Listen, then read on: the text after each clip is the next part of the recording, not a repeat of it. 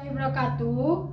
Perkenalkan, nama saya Diana Melisa dari Keperawatan 1A NIM 2214201029 Harapan. Oke, seperti gambar di samping, inilah bagian-bagian otak dan fungsinya. Bagian otak dan fungsinya, otak memiliki 3 bagian utama. 1. Otak besar cerebrum. Cerebrum merupakan bagian terbesar dari otak. Cerebrum terbagi menjadi 2 bagian, yaitu otak kanan dan otak kiri.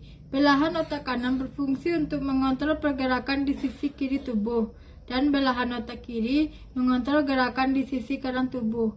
Cerebrum mengandung sel-sel saraf berselubung mielin yang berperan dalam menyampaikan informasi antara otak dan saraf tulang belakang. Otak besar dibagi menjadi 4 bagian, yaitu lobus frontal bagian depan, yang mengendalikan gerakan, ucapan, perilaku, memori, dan emosi. Kepribadian. Bagian otak ini juga berperan dalam fungsi intelektual seperti proses berpikir, penalaran, pemecahan masalah, pengambilan keputusan.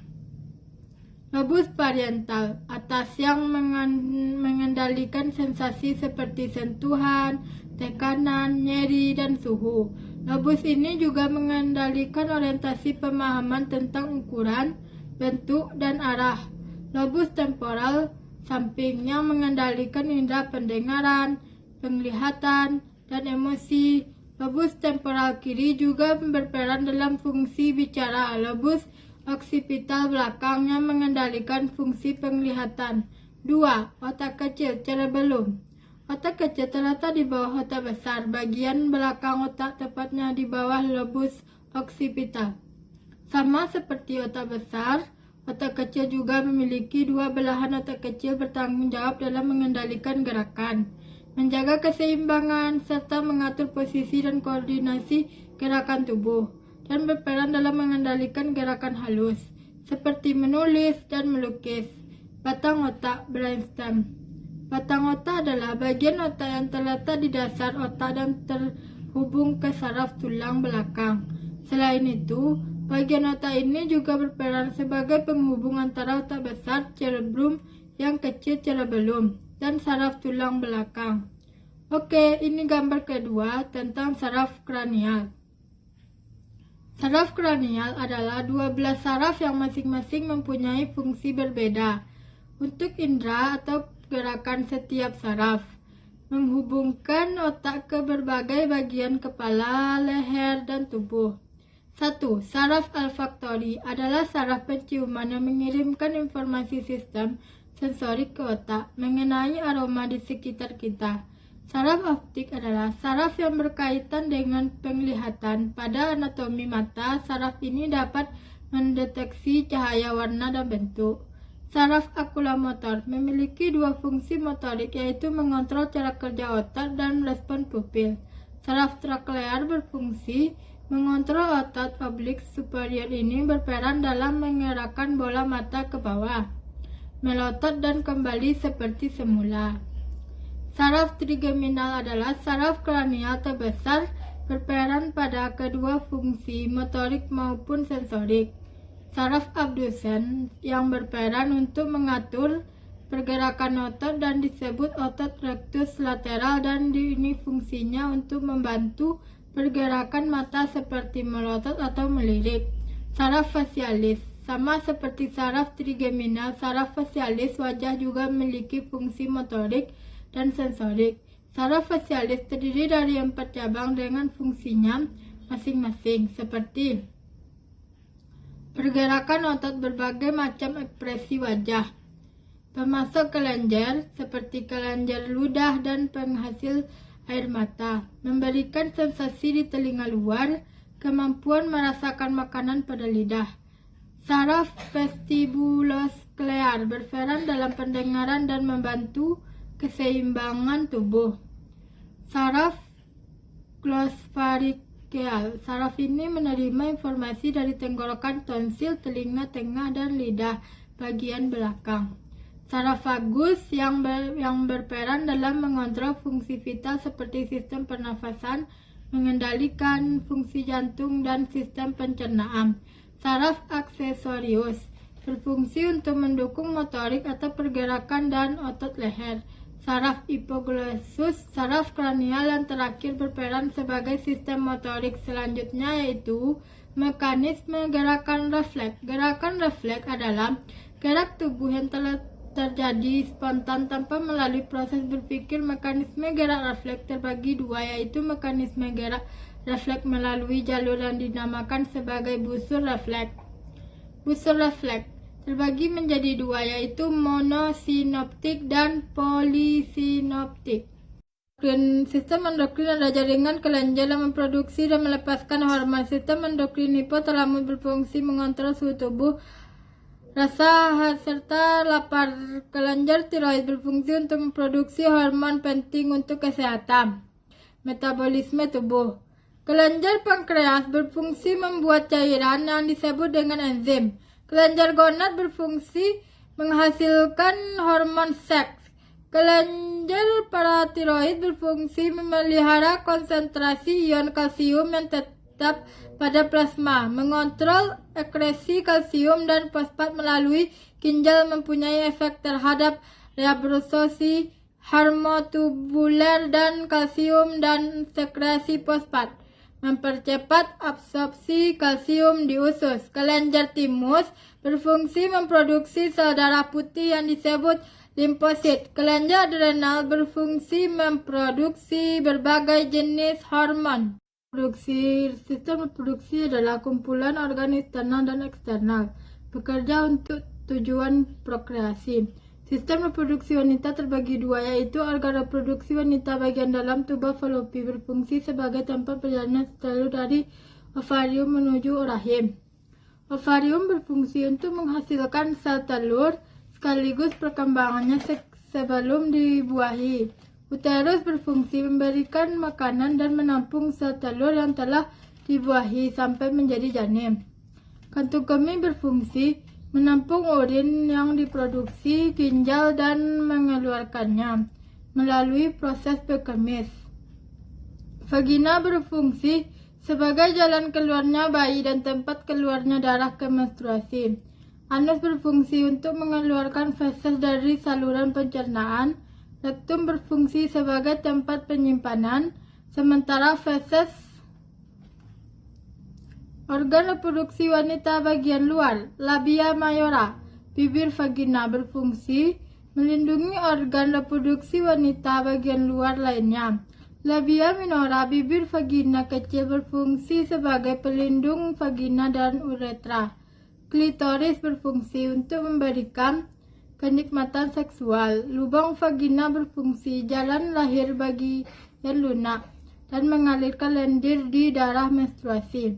Uretra berfungsi mengeluarkan urin dari kantung kemih keluar dari tubuh. Selaput darah berfungsi sebagai selaput atau lapisan untuk melindungi bukan vagina dan area sekitarnya selama masa pertumbuhan wanita. Serviks berfungsi sebagai jalan keluarnya janin dari uterus menuju vagina. Sistem reproduksi pria. Organ reproduksi pria, kantung kemih berfungsi menampung urin yang diproduksi ginjal dan mengeluarkannya melalui proses berkemih. Sepasang kantung kemih berfungsi menghasilkan cairan yang membentuk air mani. Vas deferens berfungsi sebagai tempat penyimpanan spermatozoa. Kelenjar fosfat berfungsi sebagai sumber nutrisi atau pelindung sperma. Uretra berfungsi mengeluarkan urin dari kantung kemih keluar dari tubuh. Penis berfungsi sebagai saluran keluarnya air mani. Testis berfungsi memproduksi sperma. Epididymis berfungsi mengangkut sperma dan pematangan sperma. Foreskin berfungsi mengeluarkan air seni atau air mani. Gland penis berfungsi tempat keluarnya urin dan air mani. Ureter berfungsi mengalirkan urin dari ginjal ke kantung kemih. Sistem urinaria. Sistem urinaria terdiri ginjal ureter. Vesika urinaria adalah kantung kemih. Uretra ginjal letak bagian belakang cavum abdominalis di belakang teritorium pada kedua sisi vertebrata lumbalis. melekat langsung pada dinding belakang abdomen, bentuk seperti biji kacang, beratnya kira-kira 0,5 dari berat tubuh manusia. Ukuran panjang sekitar 11 cm dan lebar 6 cm dan ketebalan 3 cm. Struktur ginjal. Lapisan luar atau korteks atau kulit ginjal terbungkus oleh kapsula renalis yang terdiri dari jaringan fibras berwarna ungu tua, kurang lebih atau juta nefron. Lapisan dalam atau medula sumsum ginjal berbentuk kerucut renal piramid terdiri dari lubang-lubang kecil. Setiap ginjal diselubungi oleh 3 lapisan jaringan ikat, yaitu fascia renal adalah pembungkus terluar parirenal atau jaringan adipase yang terbungkus fascia ginjal yang membantu organ tetap pada posisinya. Kapsul fibrosa adalah membran halus transparan yang langsung membungkus ginjal dan dapat dengan mudah lepas.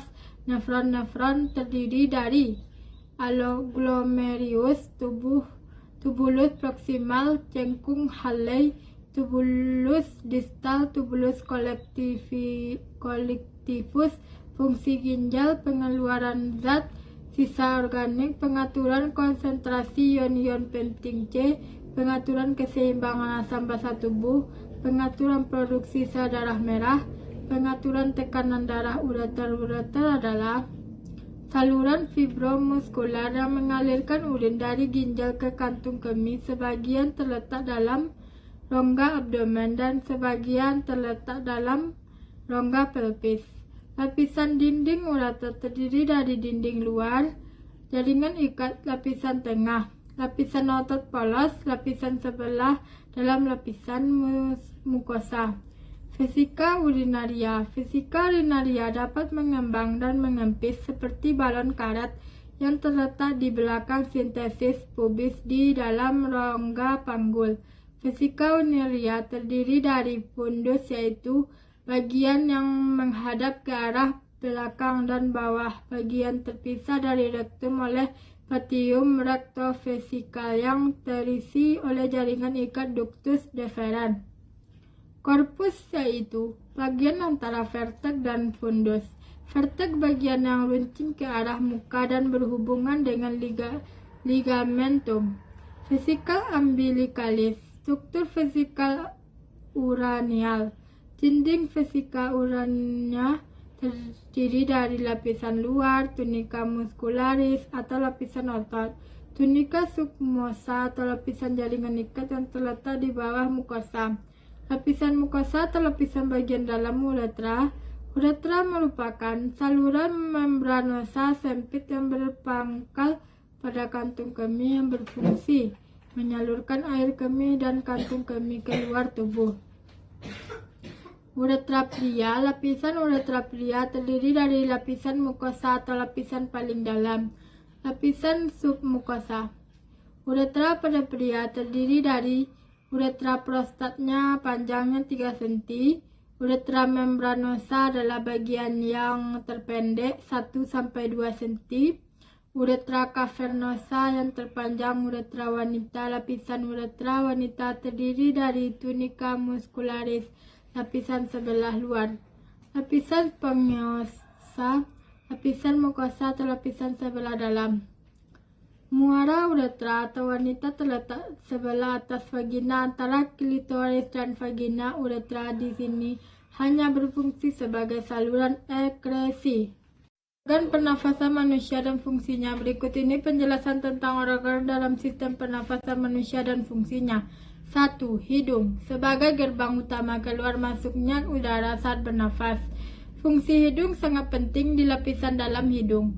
Terdapat rambut-rambut halus yang fungsinya adalah menyaring kotoran dari udara yang kamu hirup. Faring. Faring merupakan nama lain dari tenggorokan bagian atas, merupakan tabung yang terletak di belakang mulut dan rongga hidung dan menghubungkan keduanya ke trakea, batang tenggorokan. Fungsi faring dalam sistem pernafasan manusia menyalurkan aliran udara dari hidung ke mulut, trakea. Epiglottis.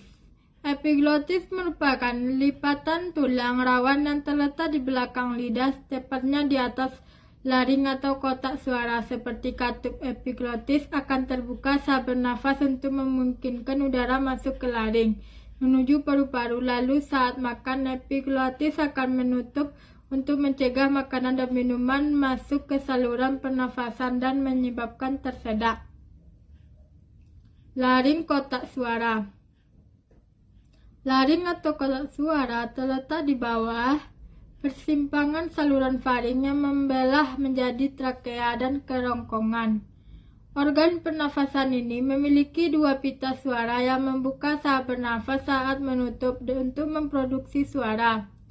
Saat bernafas, udara mengalir melewati dua pita suara yang berimpitan, sehingga menghasilkan getaran. Getaran inilah yang kemudian menghasilkan suara saat berbicara. Trakea batang tenggorokan.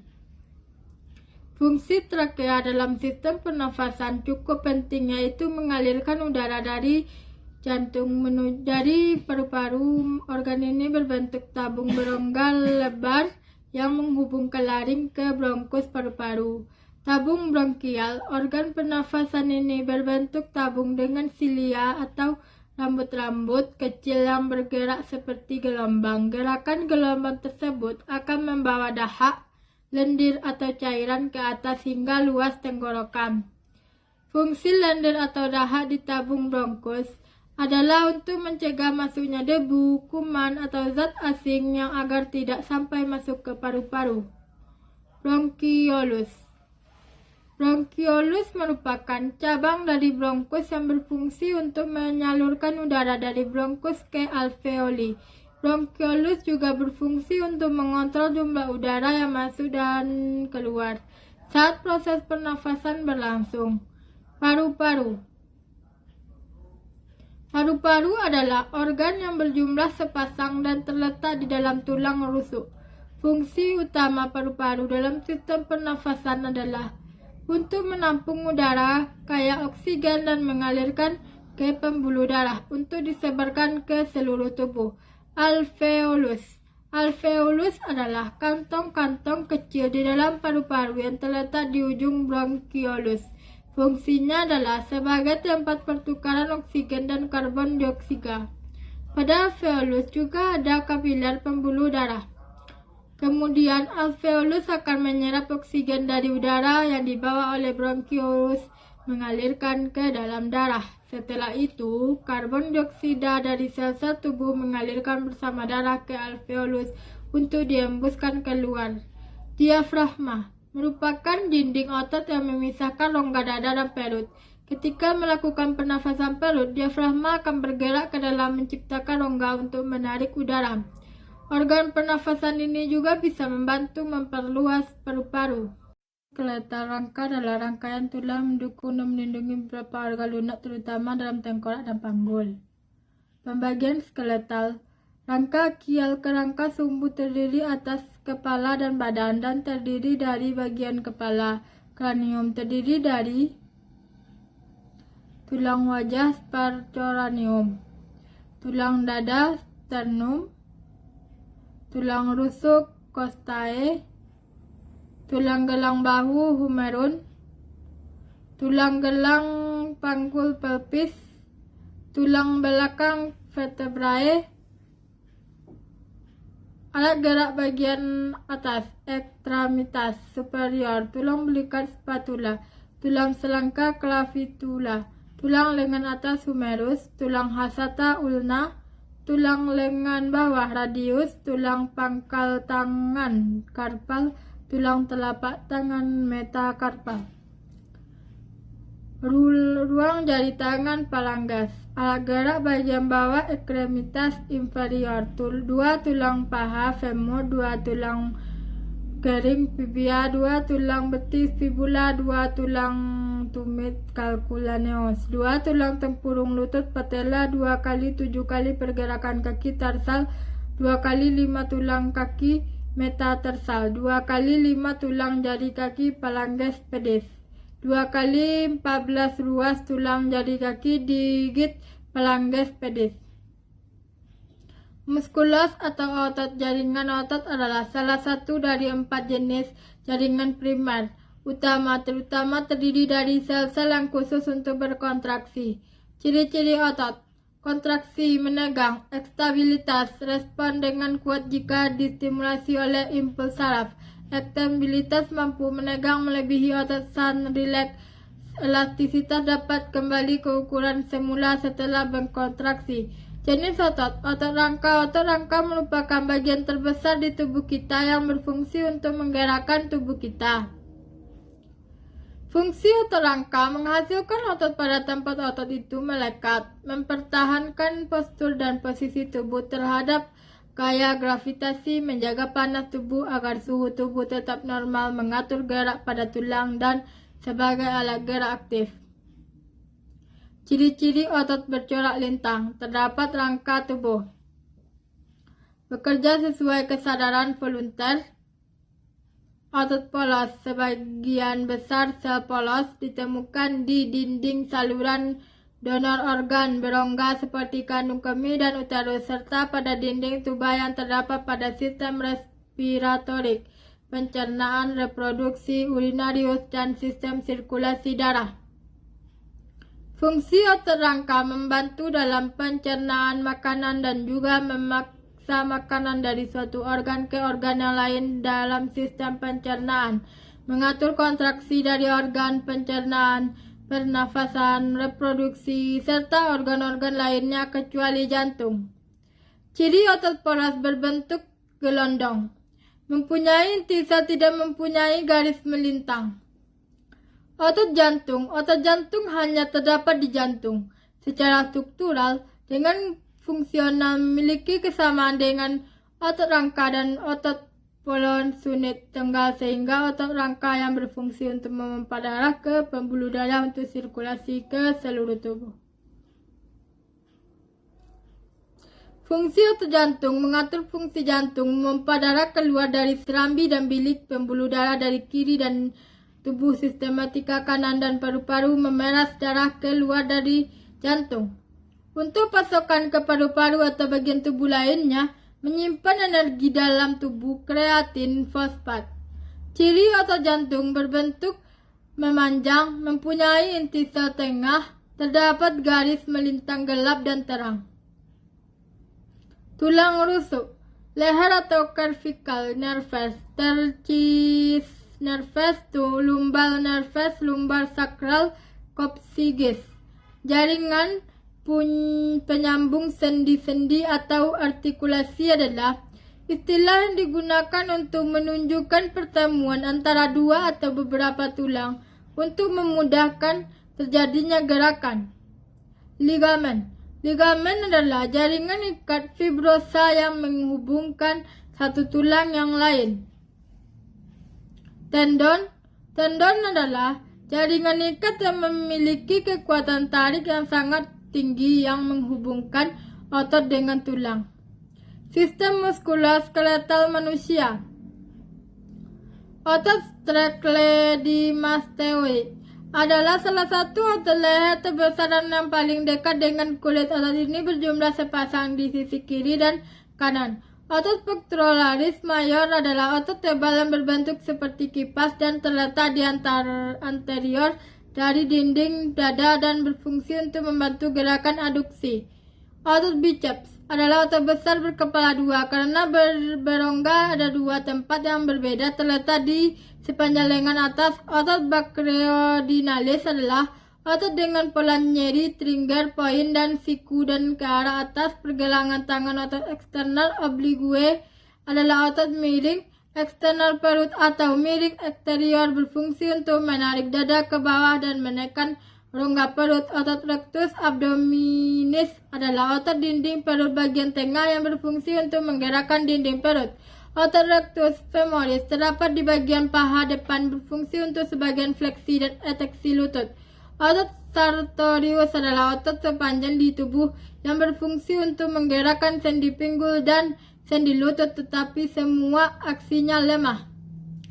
Otot quadriceps adalah sendi lutut yang berfungsi stabilisasi aktif sendi lutut. Otot extensor digitorium longus adalah otot yang Pernate yang terletak pada lateral depan kaki yang terbentuk dari perpaduan dua otot fibrils anterior dan otot pada yang berasal dari berfungsi untuk menstabilkan pergelangan kaki saat menyentuh tanah saat berjalan.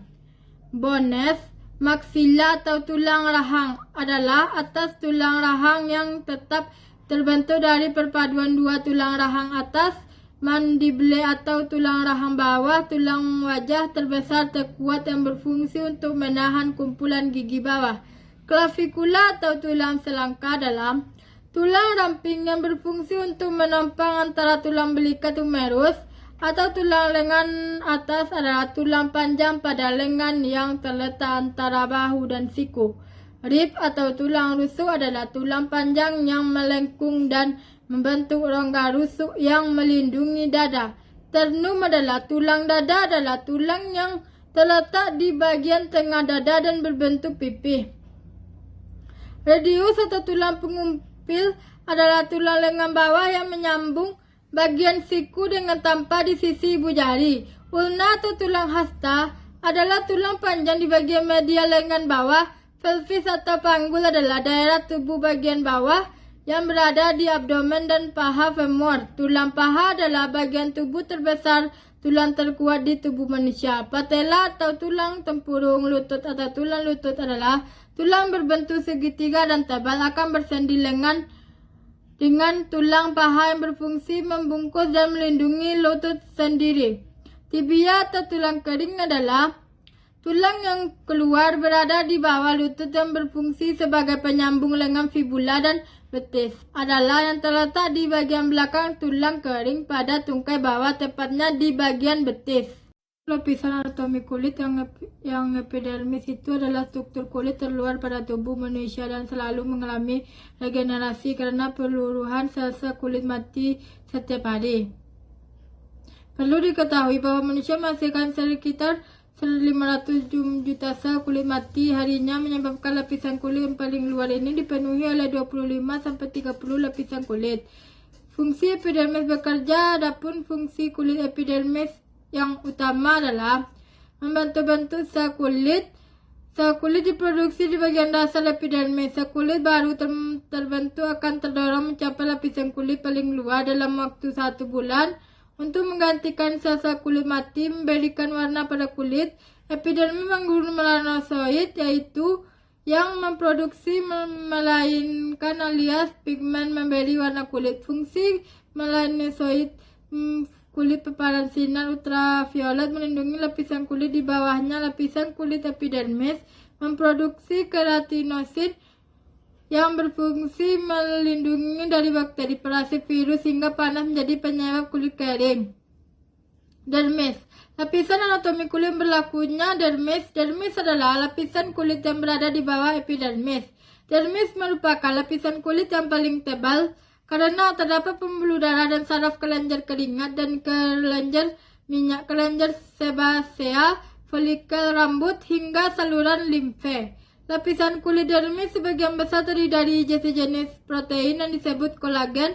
Fungsi kolagen adalah membuat kulit terlihat kenyal dan kencang. Berbagai fungsi kulit dermis adalah sebagai berikut. Merasakan sakit dan sentuhan pada lapisan dermis. Terdapat ujung-ujung saraf dengan reseptor yang berfungsi mengirimkan sinyal kepada otak untuk merasakan sensasi sentuhan, sakit, gatal, panas, dingin, dan lain-lain.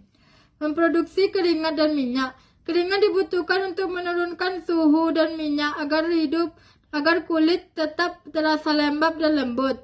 Menumbuhkan rambut. Folikel rambut yang berada di lapisan kulit dermis berfungsi untuk memproduksi sel-sel rambut yang akan tumbuh di kulit kepala, wajah, seluruh tubuh. Mengalirkan dan menutrisi kulit. Selain mengalirkan nutrisi dan oksigen, pembuluh darah di lapisan dermis juga membantu mengatur suhu tubuh. Jika kulit terlalu panas, pembuluh darah akan melebar melepaskan panas. Saat kedinginan, pembuluh darah akan mengerut untuk menyimpan panas. Melawan infeksi. Pembuluh limfatik di lapisan kulit dermis adalah bagian penting sistem imunitas tubuh yang menghalangi terjadinya infeksi. Hipodermis atau lapisan subkutan Anatomi kulit berikutnya adalah lapisan epidermis. Lapisan subkutan adalah subkutis. Hipodermis adalah lapisan yang paling bawah atau paling dalam. Pada lapisan subkutan terdapat jaringan lemak, jaringan penghubung, elastin, sejenis protein yang membantu jaringan kulit kembali bentuk semula setelah mengalami peragangan. Fungsi lapisan lemak pada hipodermis adalah melindungi tubuh dari panas dan dingin sebagai cadangan energi dan sebagai bantalan yang melindungi tulang, otot, dan organ dalam tubuh. Selain mengandung lemak, di lapisan kulit hipodermis juga terdapat banyak pembuluh darah. Selain 3 lapisan kulit utama di atas, struktur anatomi kulit juga meliputi bagian-bagian kulit lainnya seperti folikel rambut, batang rambut. Folikel rambut adalah kantong kecil pada kulit sebagai tempat rambut tumbuh. Folikel rambut biasanya terletak di lapisan kulit epidermis dan dermis. Fungsi folikel rambut adalah untuk memproduksi sel-sel rambut yang akan tumbuh di kulit kepala, wajah, seluruh tubuh. Rambut membantu mengontrol suhu tubuh dan melindungi kulit dari cedera. Folikel rambut terhubung dengan otot adductor pili, otot rambut, yakni otot yang kecil yang saat berkontraksi menyebabkan rambut menjadi tegak dan merasakan sensasi merinding. Sementara batang rambut adalah struktur kulit yang letaknya berada di atas permukaan kulit. Kelenjar minyak, kelenjar sebasea. Kelenjar minyak dikenal dengan kelenjar sebasea adalah suatu kelenjar kecil pada kulit yang bentuknya menyerupai karung. Fungsi kelenjar minyak adalah melepaskan sebum minyak ke folikel rambut serta melapisi dan melindungi batang rambut agar tetap lembab. Kelenjar sebasea terletak pada lapisan kulit dermis. Kelenjar keringat. Kelenjar keringat adalah struktur kulit yang terletak pada lapisan epidermis. Sesuai namanya dan fungsinya, kelenjar keringat adalah menghasilkan keringat yang dikeluarkan oleh lapisan subkulit kecil stratum corneum ke permukaan kulit. Terdapat 2 jenis kelenjar keringat, yakni kelenjar ekstrim, yakni kelenjar keringat utama pada kulit manusia. Kelenjar ekstrim menghasilkan cairan encer dan tidak berbau. Sebagian besar terdiri dari air dan natrium klorida. Kelenjar keringat ini bisa ditemukan di dahi serta telapak tangan dan kaki. Kelenjar apokrin, yakni kelenjar keringat yang lebih besar, umumnya dapat ditemukan pada area tubuh yang terdapat folikel rambut, seperti area ketiak dan kemaluan. Kelenjar keringat ini mampu menghasilkan cairan yang berbau. Pembuluh darah dan ujung saraf kulit yang terdapat pembuluh darah yang berfungsi mengalirkan nutrisi oksigen ke dalam sel-sel pembentuk kulit sekaligus mengangkut limbah dan karbon dioksida untuk dikeluarkan dari tubuh. Sedangkan ujung saraf berfungsi mengirimkan sensasi berupa sentuhan, rasa nyeri, gatal, kesemutan, mati rasa, atau sensasi terbakar. Berbagai fungsi kulit manusia. Struktur kulit memiliki fungsinya masing-masing. Yang penting, fungsi kulit adalah sebagai pelindung tubuh manusia. Kulit memainkan peran penting sebagai garda terdepan pelindung tubuh manusia.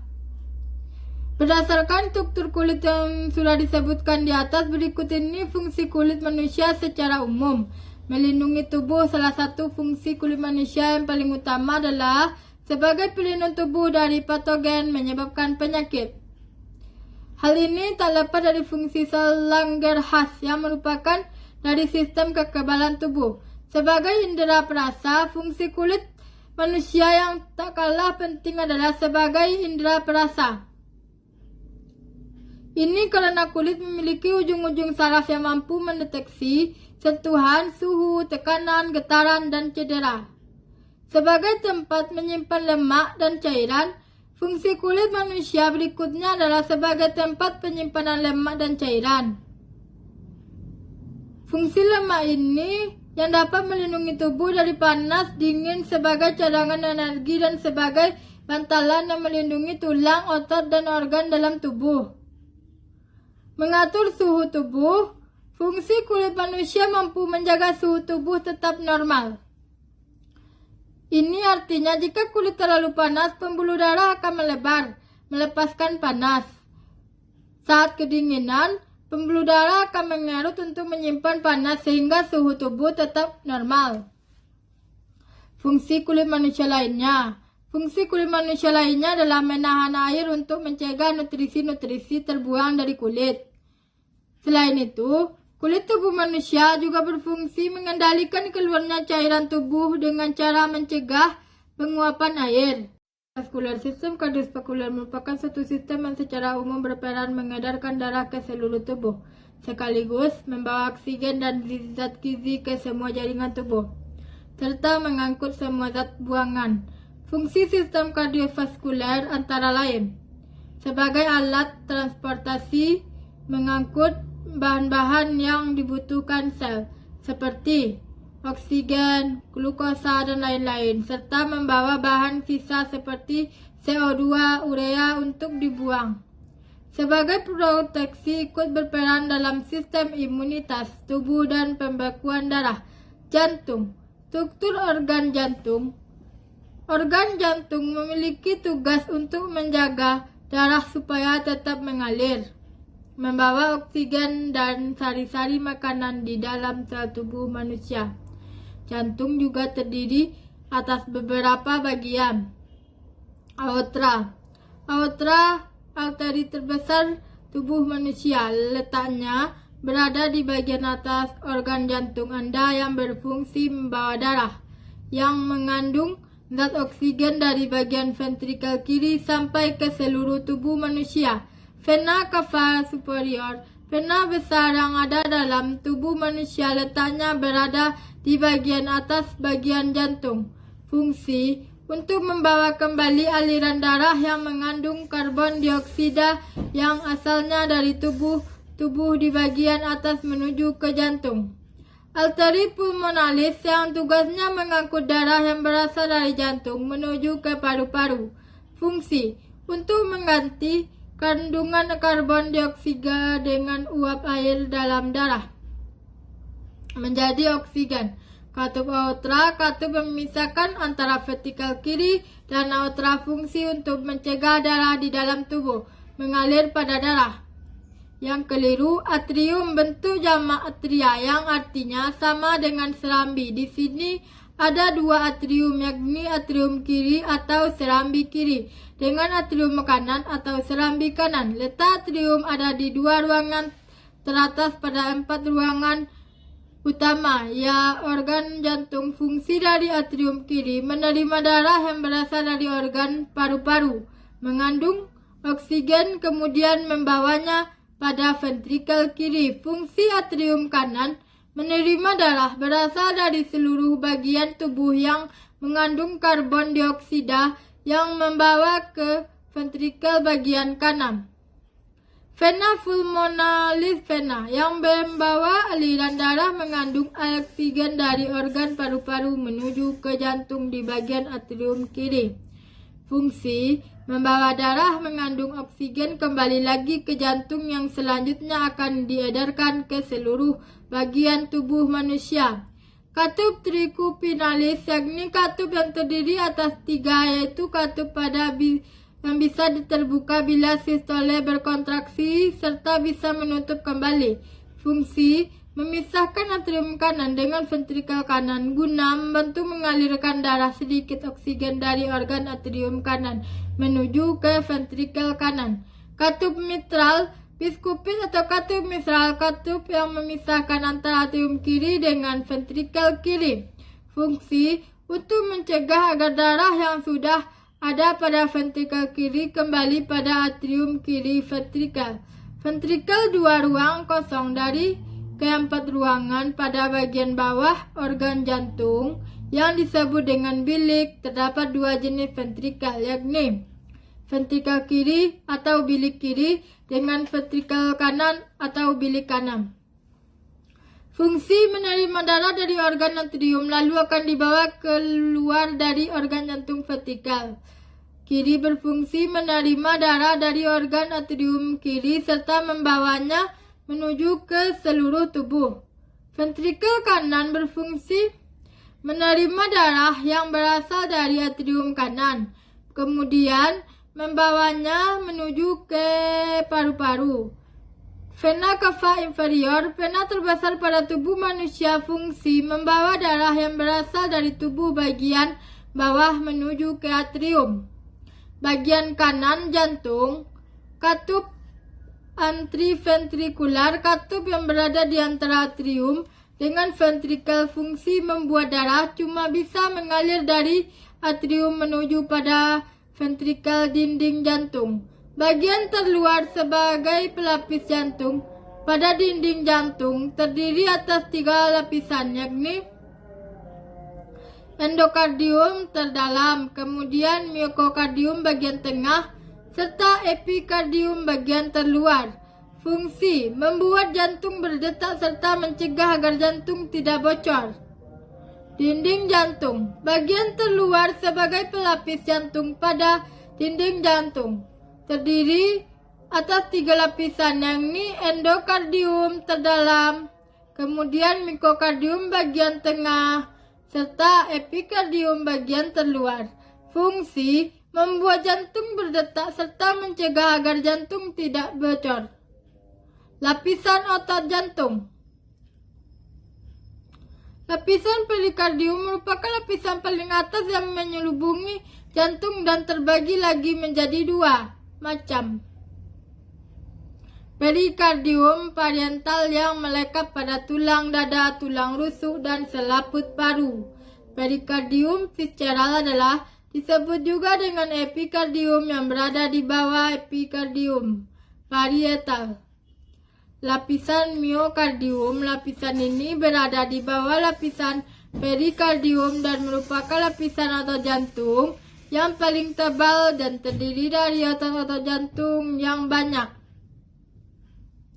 Lapisan endokardium, lapisan ini merupakan lapisan terdalam, lapisan yang berhubungan langsung dengan jantung dan terdiri dari jaringan-jaringan endotel, sistem peredaran darah. Sistem peredaran darah adalah sistem peredaran darah yang mengangkut darah yang kaya akan oksigen dari jantung menuju ke seluruh tubuh, kemudian kembali lagi ke jantung. Tahap pada proses ini dimulai saat darah dipompa oleh jantung bagian bilik kiri, ventrikel kiri, dan masuk ke aorta dan arteri, selanjutnya ke kapiler di seluruh tubuh. Dari kapiler seluruh tubuh ke venula dilanjutkan ke vena, vena cava, dan akhirnya masuk ke jantung lagi pada bagian jantung serambi kanan atrium dexter. Sirkulasinya adalah jantung bilik kiri, aorta, arteri, kapiler, seluruh tubuh, vena, jantung, serambi kanan. Sistem peredaran darah kecil adalah sistem peredaran darah dari jantung ke paru-paru, kembali lagi ke jantung dengan membawa darah yang mengandung karbon dioksida. Proses peredaran darahnya dimulai dari darah dipompa pada bagian jantung bilik kanan, ventrikel dexter, keluar melalui arteri pulmonalis menuju ke paru-paru. Pada paru-paru bagian alveolus terjadi pertukaran oksigen dan karbon dioksida. Dari paru-paru darah kembali menuju ke vena pulmonalis dan menuju ke jantung bagian serambi kiri. Sirkulasinya adalah jantung bilik kanan, arteri pulmonalis, paru-paru, vena pulmonalis, jantung serambi kiri. Komponen darah beserta fungsinya. Plasma darah. Komponen cair darah disebut plasma.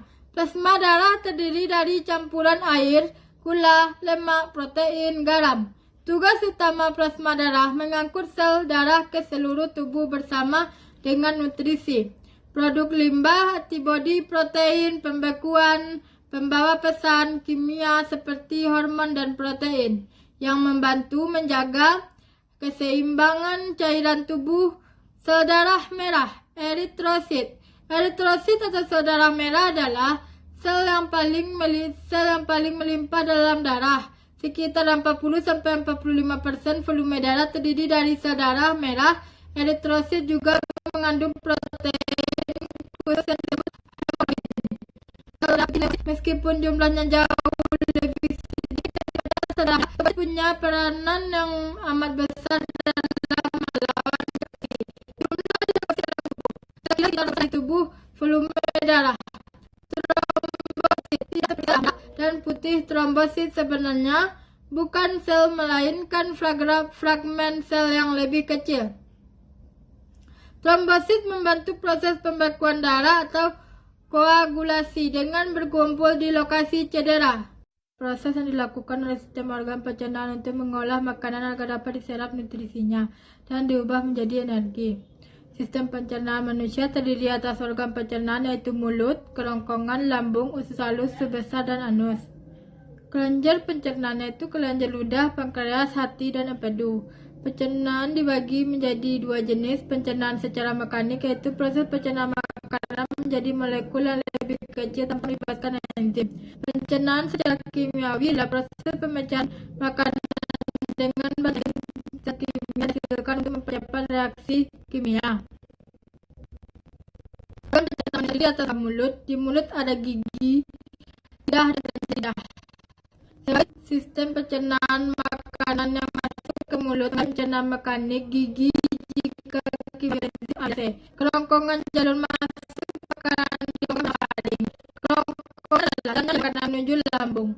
Dinding kerongkongan yang terdapat otot melakukan gerakan peristaltik agar makanan terdorong masuk. Lambung letaknya di bawah sekat rongga dada atau diafragma. Bentuknya seperti kantung. Lambung memiliki 3 bagian, yakni kardiak, bagian atas, fundus, bagian tengah, dan pilarus dan bawah. Usus halus merupakan salah satu organ dalam sistem pencernaan yang berfungsi untuk memecah dan menyerap nutrisi dari makanan maupun minuman yang dikonsumsi. Usus besar terdiri atas kolon adalah bagian usus besar yang paling panjang dan terbagi atas 4 bagian, yaitu ascendent kanan rongga perut, transversum melintang dari kanan ke kiri di bagian atas rongga perut, descendant kiri rongga perut, dan sigmoid bagian yang terhubung dengan rektum. Fungsi lain usus besar adalah membusukkan sisa-sisa makanan, menyimpan eliminasi sisa makanan, menjaga keseimbangan cairan elektrolit, mendegrasi bakteri. Rektum dan anus. Rektum merupakan bagian dari usus besar yang berada di bagian akhir bagian sempit tersebut akan mengarah ke anus untuk saluran sisa makanan. Anus seperti mengeluarkan feses, sedangkan rektum menerima feses dari usus besar dan bisa menampungnya sesaat. Rektum juga memberikan sinyal kepada anus bahwa ada feses yang harus dikeluarkan atau harus tertahan sampai kondisi memungkinkan untuk buang air besar. Kelenjar pencernaan. Pankreas. Pankreas adalah kelenjar yang berada di belakang perut bagian atas dan berfungsi untuk pencernaan. Pankreas dapat menghasilkan enzim yang diekskresikan ke usus kecil, mencerna protein, lemak, dan karbohidrat. Getah pankreas terdiri dari enzim amilase pankreas, enzim lipase pankreas, teripsinogen, natrium bikarbonat. Hati. Hati liver adalah organ yang terbesar, kelenjar terbesar dalam tubuh manusia. Hati terletak tepat di bawah diafragma di sisi kanan atas tubuh dan mempunyai sejumlah peran penting. Organ ini berperan dalam produksi cairan empedu yang bertugas membantu dalam proses pencernaan makanan. Hati juga menyimpan energi untuk tubuh dalam bentuk glikogen dan mengubahnya menjadi glukosa. Ketika glukosa darah rendah, kelenjar empedu. Empedu berperan untuk membantu proses pencernaan, terutama dalam pemecahan lemak, membantu proses penyerapan vitamin yang larut pada lemak, mengeliminasi produk sisa pencernaan, dan membuang racun-racun yang ada pada tubuh. Empedu mulanya bekerja pada saat kita mengkonsumsi makanan berlemak. Metabolisme tubuh. Metabolisme adalah proses ketika tubuh mengubah makanan dan minuman yang dikonsumsi menjadi energi. Selama proses yang kompleks tersebut, kalori dengan makanan, minuman digabungkan dengan oksigen untuk melepaskan energi yang dibutuhkan tubuh.